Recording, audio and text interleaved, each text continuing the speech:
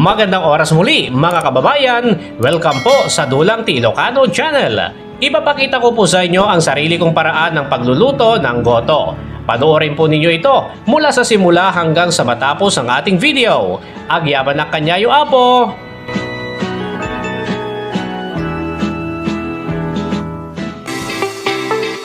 Dulang T. Ilocano Channel, your kakwentuhan and food adventure channel.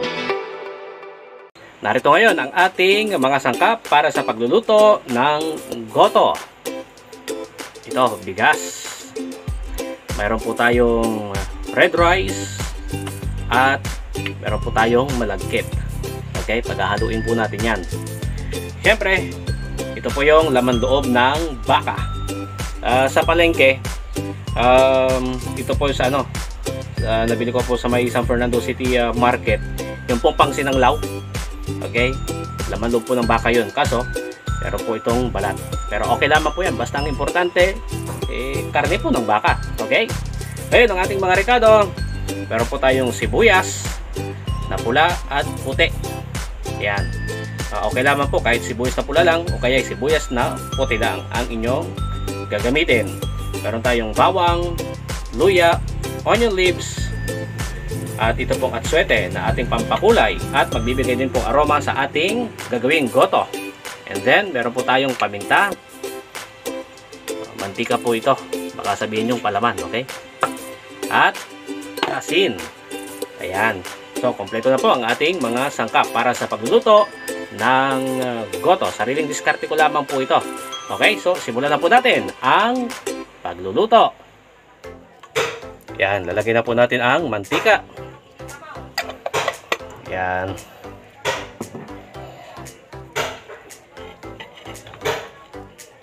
And then magigisa muna po tayo ang bawang na magpapabango sa ating goto at magpapasarap din po sa sabaw. Haluin po natin ito hanggang sa mag golden brown. Okay, nasa low to medium heat po tayo sa ating apoy.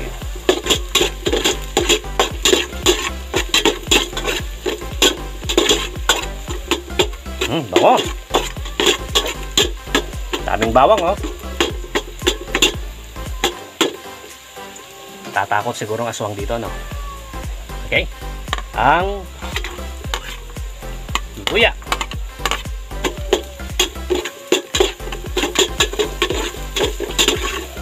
Yan, haluin po natin ng mabuti hanggang sa bumango. Ngayon, ang sibuyas na puti at pula.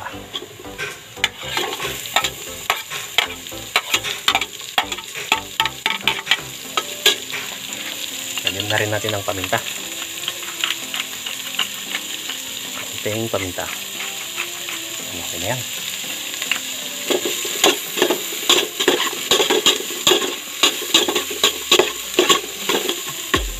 Po natin hanggang sa makita po nating mag-iba na po yung kulay ng ating mga sibuyas, kaya lumambot.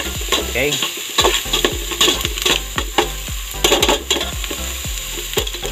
oh, mainit. Yun. Ayun, ito pong mga laman loob ng baka. Yan, lagyan na po natin.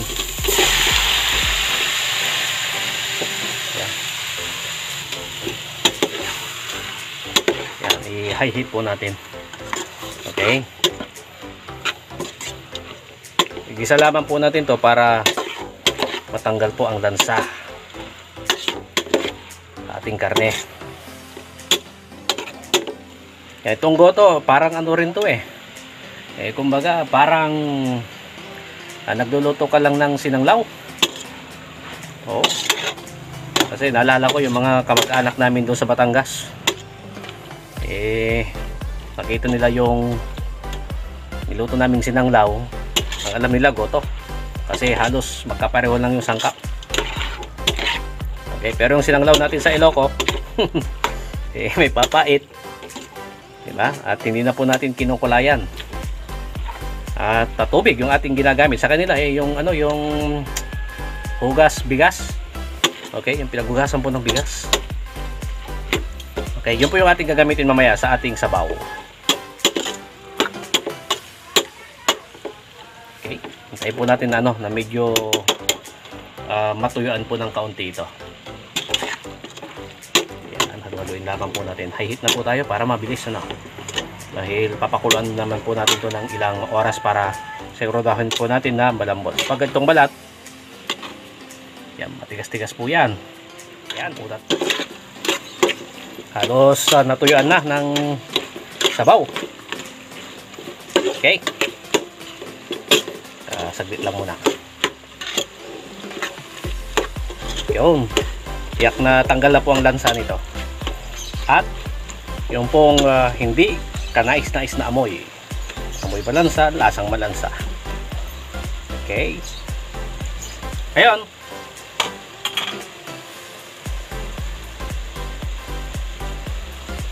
Ito po yung pinaghugasan po natin ng bigas. Ating sabaw. Ito po yung ating pangkulay. Yan. At swete. Ilabad po natin sa mainit na tubig. Pero parang kulang pa yata. Parang natin. Para siguradong matingkad po yung kanyang kulay. Okay. Wag po natin isasama itong buto sapagkat baka masira po yung pagkain po natin. Hindi nyo na po magustuhan. Pwede rin naman pero siyempre matigas tong buto ng atswete. Okay, pampakulay lamang po to at nagdadagdag din po ng aroma sa ating goto. Okay.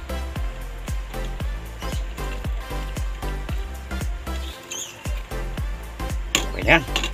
Mamaya magkukulay na yan. Unti-unti nang natutunaw yung pigment.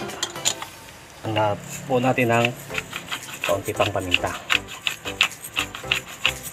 Lagyan po natin ng asin na magpapalasa. Yan, kaunti lang muna. Dadagdagan na lamang po natin yan maya-maya. Haluin natin. Haluan po natin. Yan. Papalamutin lamang po natin ito. Ngayon, ililipat ko po ito sa kalan na ginagatungan po ng uling at hintayin na lamang po natin lumambot at saka po natin idadagdag yung pong ating malagkit at bigas na pula. Okay? Yan. Okay na. Malambot na siguro itong ating mga lamang loob ng baka. Tignan natin. Oh. Bango. Malambot na to. Ngayon, ang gagawin po natin, ihiwalay lamang po natin itong mga laman. Yan, actually pwede nang ulamin to, kainin, pero maglulugaw lamang tayo. Okay? Puro mas maganda yung strainer yata. Yan. Mas maganda sana kung malalaki itong butas itong strainer natin para mas mabilis Yan, yung sabaw na yan, malasang-malasa na rin po yan. Okay. Okay, ito. Itong mga lamang loob na to, itataping po natin mamaya sa ating goto. Ayan. Sunod na po natin ilagay ang bigas at balagkit. Ito. Meron po yung red rice at syempre malagkit. Ayan.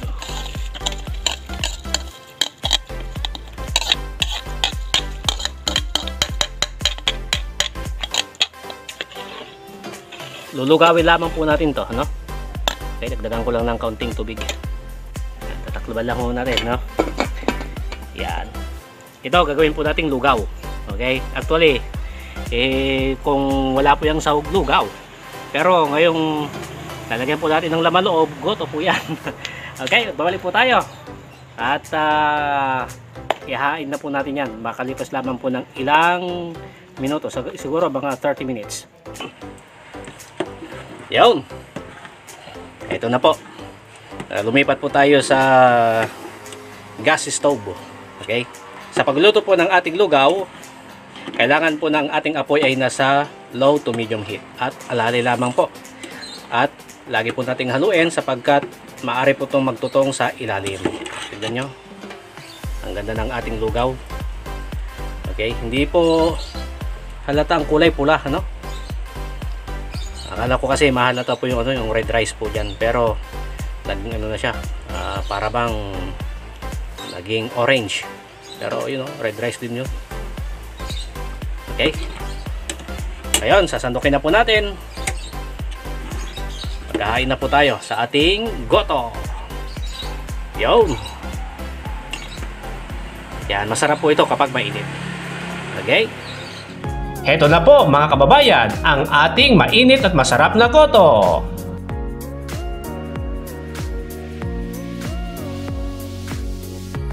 Luto na po itong ating goto. Oh, kita nyo? Bago po natin to sintensyahan, ako po ay nagpapasalamat sa mga lahat ng bumati sa aking kaarawan. Actually, ngayon po, nagte-taping po tayo November 29. Pero ang regalo nyo po sa akin, huwag po sana ninyong i-skip yung pong mga nakikita nyo pong ads. Yan na naman po yung aking hiling po sa inyo bilang regalo na rin po sa ating kaarawan. Maraming salamat po sa Diyos. Pero ngayon, eto na. Okay, mamaya po natin kakainin yan.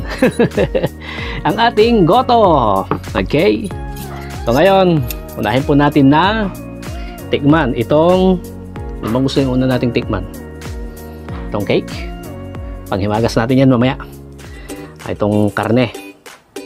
Tingnan natin kung gaano na po kalambot. Ito. Oh, lambot oh. Oh, kita nyo? Ayan.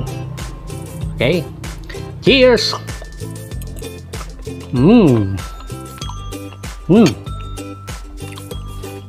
Sarap. Natutunaw po sa bibig yung lambot. Okay. Kuha po natin. Ngayon, ito pong ating lugaw. Okay. Cheers. Tignan po natin.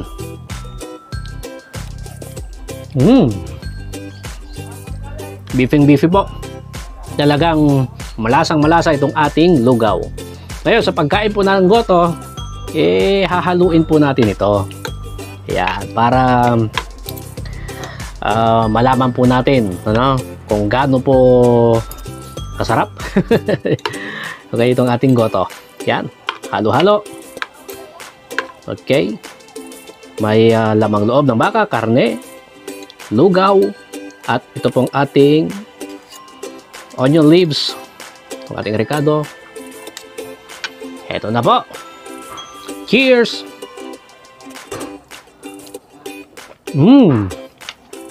Wow! Masarap. Beefy po itong ating goto. Yum. Okay? Well, bago po tayo magpatuloy sa ating pagkain sa ating goto, at hindi ko na rin papakita sa camera kung paano ko po kakainin itong cake. Ako po ay muling nagpapasalamat po sa lahat po ng mga bumati at sumusuporta po sa ating YouTube channel, sa Dulang T. Ilocano channel. Maraming salamat po muli sa inyong mga kababayan. Well, mag-subscribe po kayo, at gaya po ng aking inihiling, huwag po sana ninyong skip ang mga ads na nakikita po ninyo sa ating mga video. Maraming salamat po. Diyos ti Agina. Oh, mangantayon. Yun. Cheers. Maraming salamat, honey. Okay. Okay. Sige. Dulang T. Ilocano Channel, your kakwentuhan and food adventure channel.